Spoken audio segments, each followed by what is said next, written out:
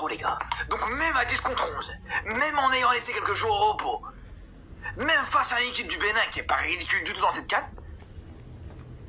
vous arrivez quand même à les taper 3-0. Mais vous vous rendez compte, les gars? Alors je sais, les Sénégalais, vous irez pas quand on vous encense un petit peu trop, vous préférez rester dans l'ombre, vous voulez pas avoir ce statut de favori, mais les gars, vous voyez un match comme ça, les frères, il y a très peu d'équipes qui sont capables de le faire. Il y a très peu d'équipes qui sont capables de le faire. Vous vous rendez compte que le troisième but, il est arrivé à un moment donné où le Sénégal était à 10 contre 11, mais on n'aurait même pas dit. Ça se voyait même pas qu'ils étaient à 10 contre 11. Ça se voyait même pas qu'ils avaient un joueur en moins, les gars. Ils ont continué à se procurer, j'allais dire autant d'occasions, mais même voire plus d'occasions en fait quand ils étaient à 10 contre 11. Ils ont su aller chercher ce penalty à 10 contre 11.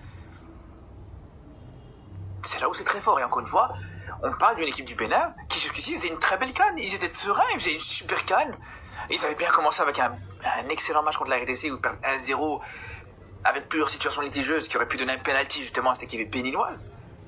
Ils enseignent juste derrière face au Botswana aussi avec un gros match. Et là voilà, les Sénégalais ils ont dit non, avec nous ça va pas se passer comme ça. C'est là où c'est une dinguerie les frères. Et pourtant voilà, d'habitude, le Sénégal réussit pas hyper bien non plus contre le Bénin. Le Sénégal, voilà, ronronne souvent contre le Bénin, faut le dire. Et aujourd'hui, on va dire, c'était pas un grand match non plus. Du côté du Sénégal, voilà, on a connu mieux. Mais malgré ça, les gars, malgré ça, t'as vu, encore une fois, un gros résultat.